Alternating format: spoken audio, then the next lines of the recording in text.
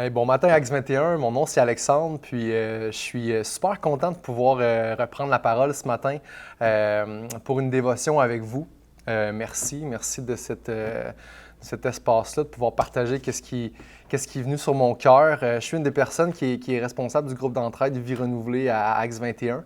C'est un groupe qui se rassemble à tous les mardis, qui accueille des hommes et des femmes qui vivent ou qui veulent cheminer avec Dieu par rapport à certaines blessures et des luttes par rapport à des dépendances.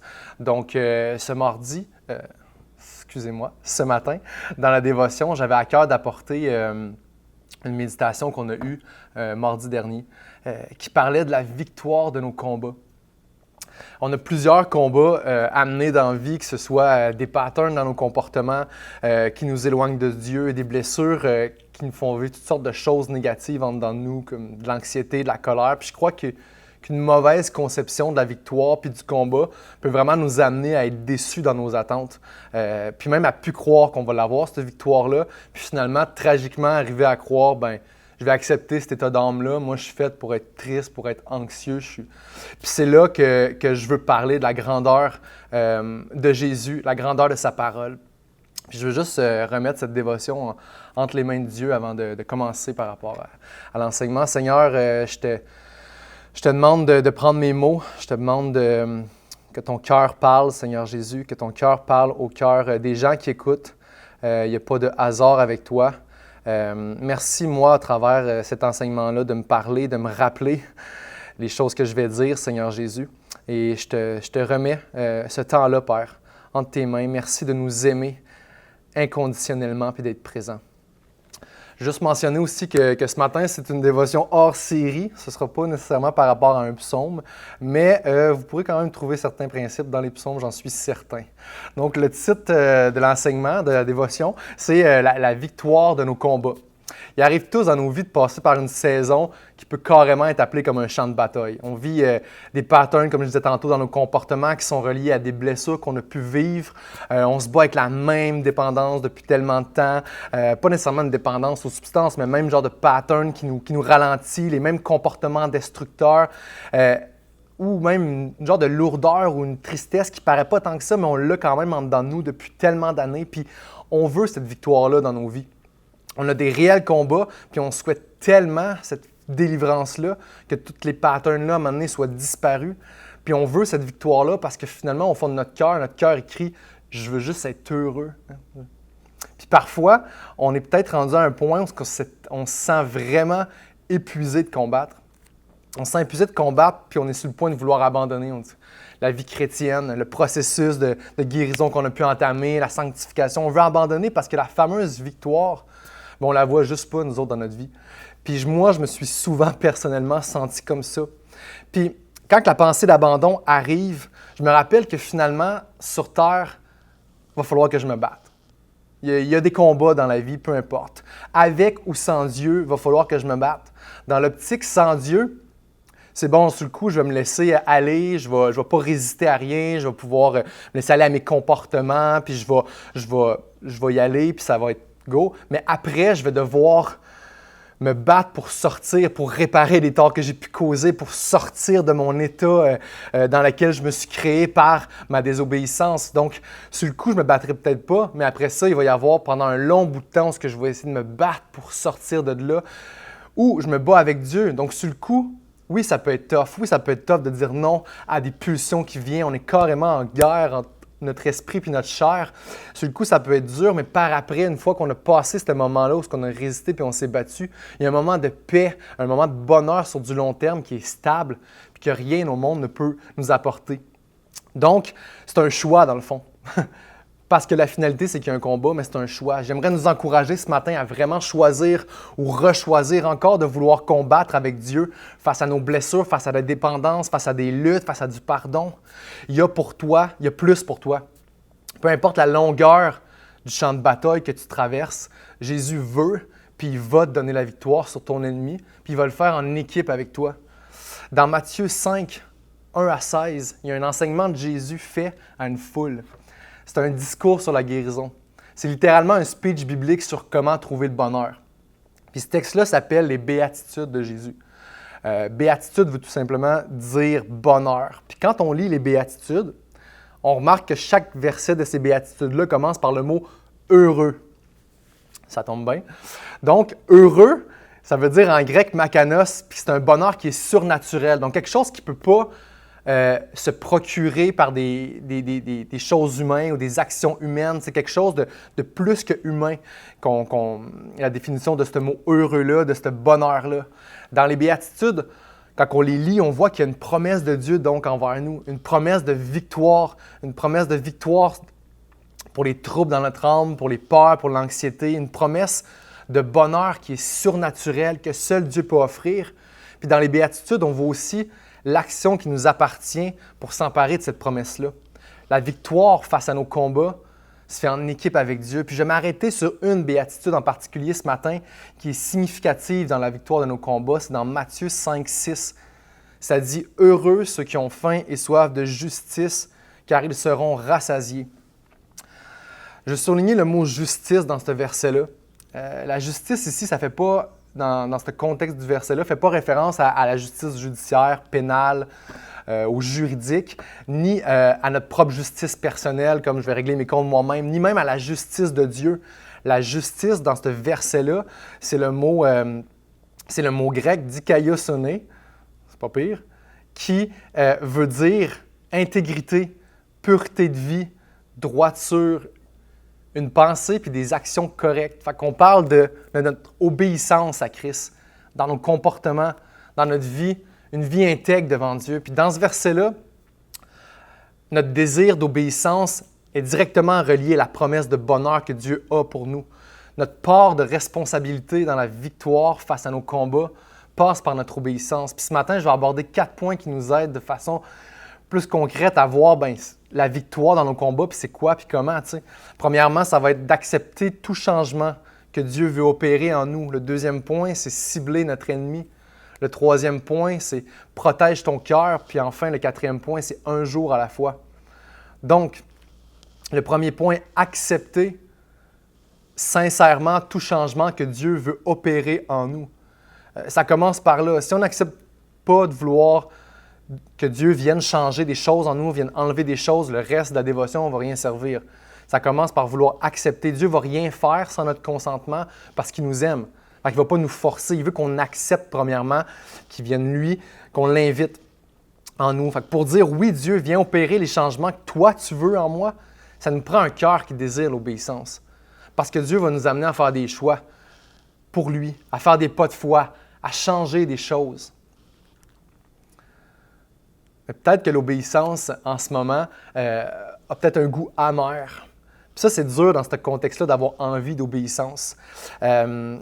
Fut un temps où j'étais super rebelle, puis le mot obéissance me turnait off. Ça me paraissait faible, ça me paraissait soumis. Puis quand j'ai décidé d'arrêter tout ce que je faisais, de changer ma vie, puis de dire « OK, Dieu, je vais me donner à toi », mais la première prière que j'ai faite, je me rappelle, c'était vraiment « Dieu, je sais qu'il faut que je change des choses, que je t'obéisse, mais l'obéissance est tellement négative pour moi.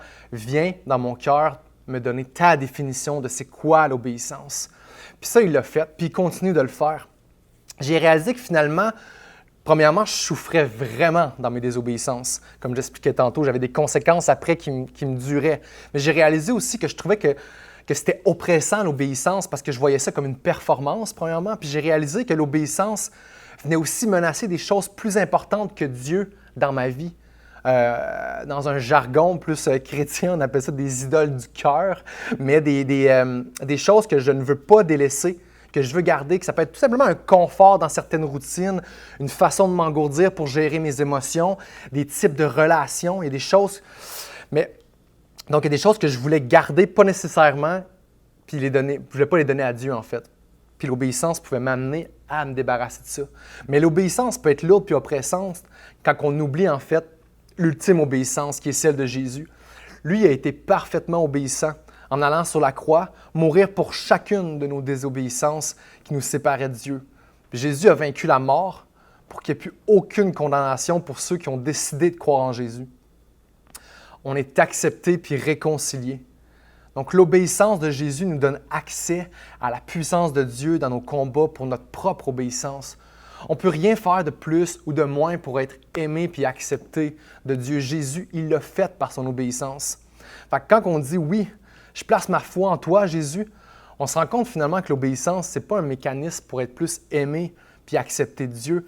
Puis on commence à goûter peu à peu, parce que c'est un cheminement, que cette obéissance-là donne un bonheur, une paix de façon stable qu'aucune autre idole ou chose terrestre peut nous procurer.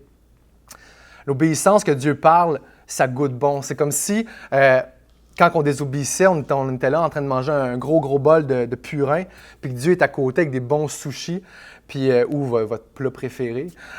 Puis il nous dit, « Regarde mon enfant, je sais que tu choisis de manger ce purin-là, mais moi en ce moment, je t'offre ce plat délicieux, ce plateau de sushis, puis je t'aime tellement, puis ça me fait de la peine de devoir choisir ce purin-là. » Cette image-là démontre que Dieu, dans sa grâce, va continuer de nous aimer, puis va continuer d'être là, mais qui est attristé de nous voir choisir autre chose qui est pas bonne pour notre santé quand que lui, il sait qu'il nous offre des choses qui sont bonnes pour la santé. On veut goûter à l'obéissance toujours plus de Dieu quand on réalise que Dieu il nous aime juste vraiment trop, puis il ne veut pas nous voir souffrir, que Dieu il connaît l'ennemi, puis il sait combien que l'ennemi peut nous faire mal si on va dans telle ou telle direction. Fait qu'il nous donne des conseils, des directives, un cadre pour comment rester près de lui en sécurité. Il n'est pas en train de se taper un power trip. Il veut juste nous aimer, il veut nous préserver. Donc, plus qu'on goûte à la guérison que l'obéissance à Dieu donne, plus que notre appétit augmente. Puis de petit à petit, on devient avoir de plus en plus faim et soif de cette justice-là. Puis ça, c'est la première étape, avoir un cœur qui désire laisser Dieu le changer. Puis si on n'a pas ce désir-là, on le demande, Dieu, j'ai pas envie de changer ça. De parler avec Dieu, ça se fait, tu sais, comme de viens changer mon cœur, donne-moi le désir de vouloir changer ce comportement-là. La victoire de nos combats passe par l'obéissance. Mais comment concrètement prendre part à ce combat-là? Puis avoir la victoire qui arrive au point 2, cibler notre ennemi. La victoire de nos combats, il faut savoir, je me bats contre quoi dans cette saison de vie en ce moment. Pour avoir la victoire, c'est important de savoir reconnaître notre ennemi. Prendre le temps de s'arrêter, comme David dans les psaumes le faisait, de sonder son cœur, de prier, de dire Dieu, viens montrer en moi qu'est-ce qui doit être changé, m'a montré que souvent, je pouvais être mon propre pire ennemi. Puis quand on accepte que Dieu vienne changer des choses en nous, pour être guéri, il va mettre en lumière des choses, des péchés, des torts, des manquements, des ressentiments, des pensées qu'on cultive. Donc, c'est de cibler quel élément en ce moment dans nos vies qui nous fait le plus souffrir, qui nous remonte sans cesse en tête ou sur le cœur quand on prie. Je suis sûr qu'il y a sûrement des choses qui remontent même en ce moment. Donc, le faire, une tendance à s'isoler, rabaisser les gens pour se remonter, notre consommation, de la convoitise. Il y a des choses que Dieu pointe et dit ça, j'aimerais que tu l'enlèves de ta vie parce que ça te fait souffrir en ce moment. J'aimerais te dire que le comportement destructeur envers lequel on se bat, ou que tu te bats en ce moment, puis que tu rêves d'avoir la victoire dessus, puis que ce comportement-là te fait souffrir dans cette saison de vie, j'aimerais te dire qu'il a pris racine bien avant qu'il soit arrivé, qu'il soit commis ce comportement-là. Il a pris racine dans le cœur.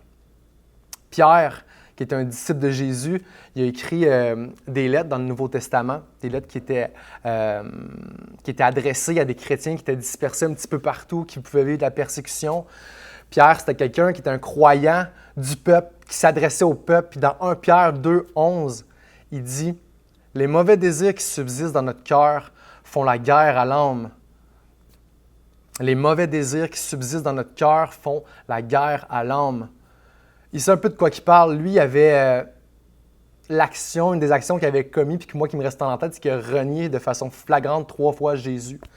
Puis après ça, il dit « Les mauvais désirs qui subsistent dans notre cœur font la guerre à l'âme. » Le langage militaire traduit bien la pensée de Pierre, qui voit les mauvais désirs qui subsistent en nous comme des soldats, où est-ce que la cible, c'est notre bien-être spirituel. Donc, céder à ces mauvais désirs-là, entretenir ces mauvais désirs-là, chérir ces mauvais désirs-là dans notre cœur, c'est un peu comme d'offrir de l'hospitalité à aux troupes de l'ennemi en dedans de nous. C'est super important d'être conscient de ça.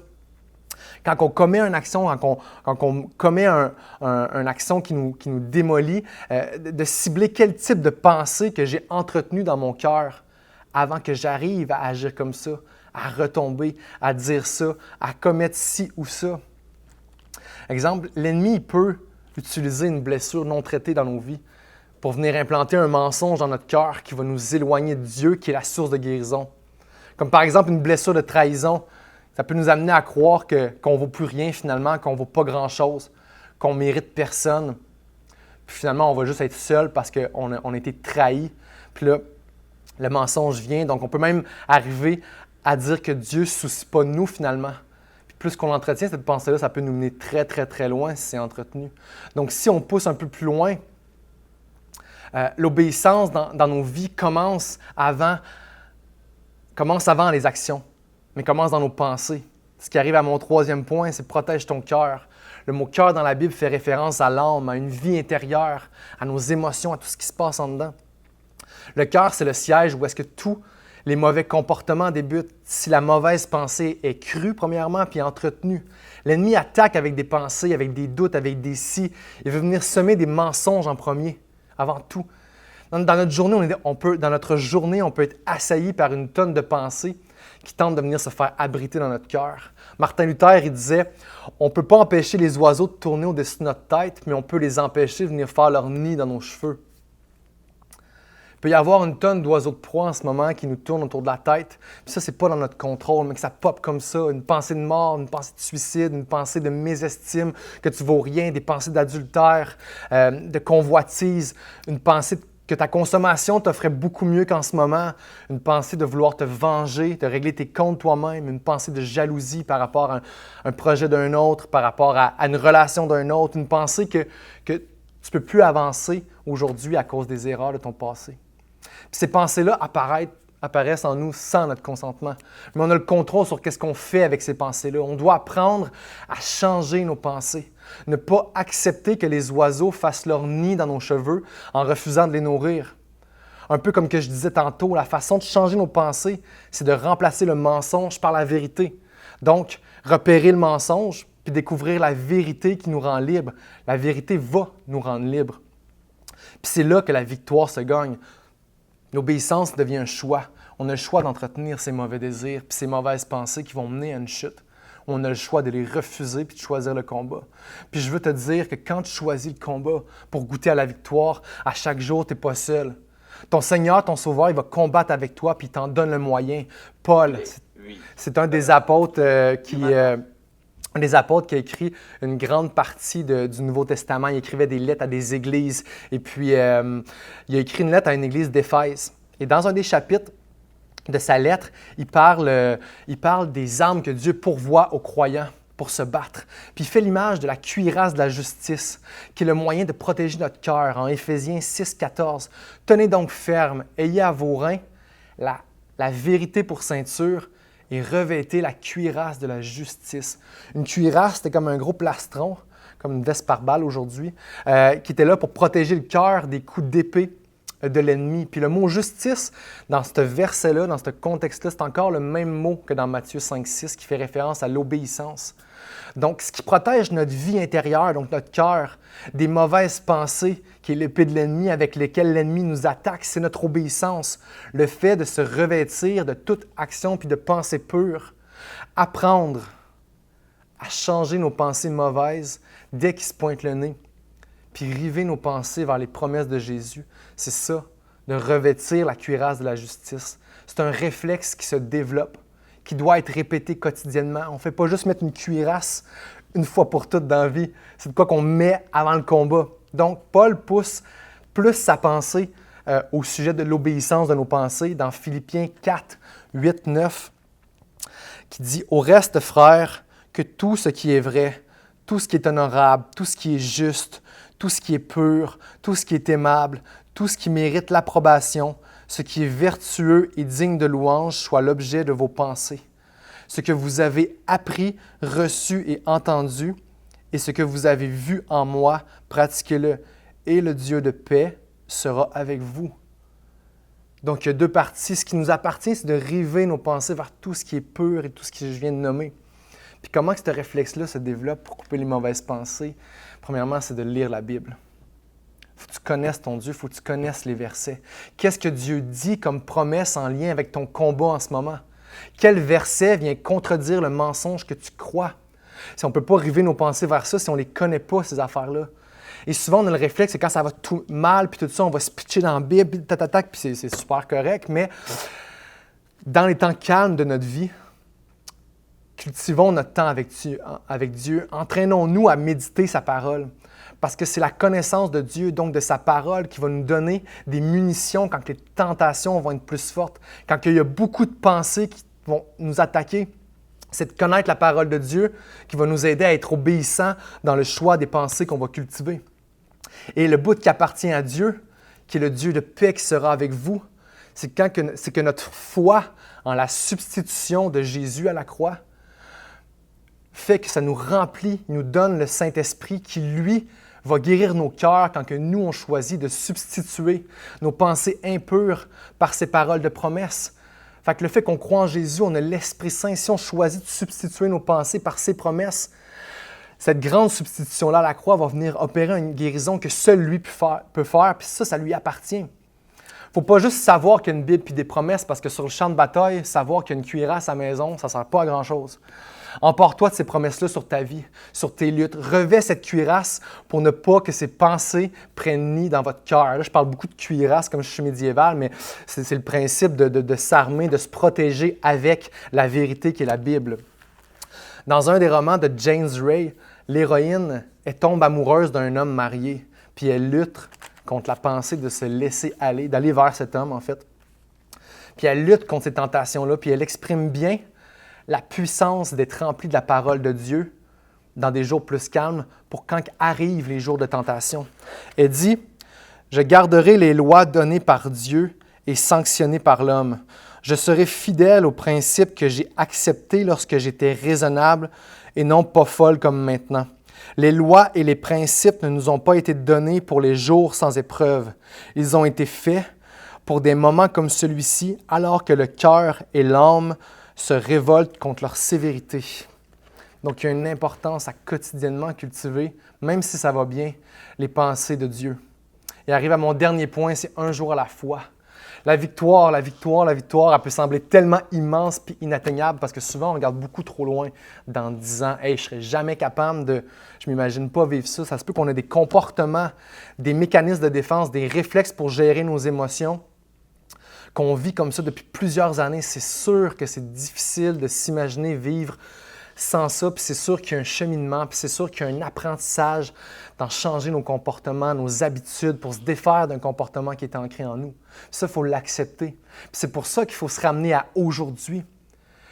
Puis se rappeler que hier ne nous définit pas, puis qu'on a le droit de saisir la victoire par les promesses de Dieu aujourd'hui. Puis parenthèse, moi, ça c'est littéralement ma lutte.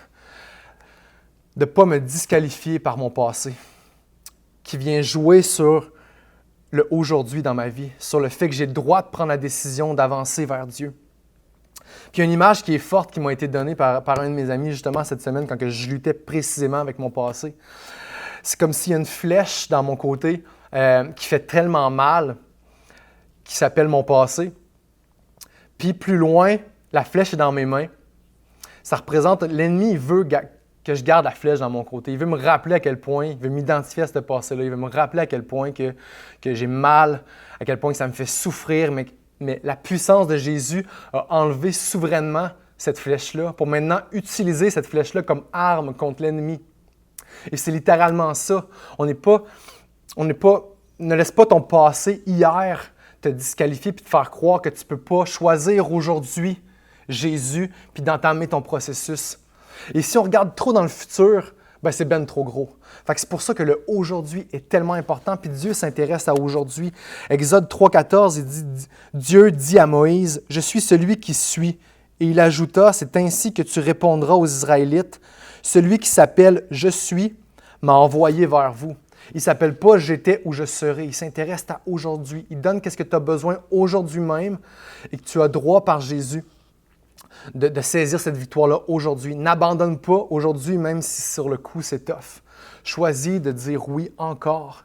Notre responsabilité dans la victoire de nos combats, c'est le résultat de la somme de nos petites décisions d'obéissance à Dieu à chaque jour, puis parfois à chaque heure, parfois pensée par pensée. Donc, la victoire de nos combats se gagne un jour à la fois.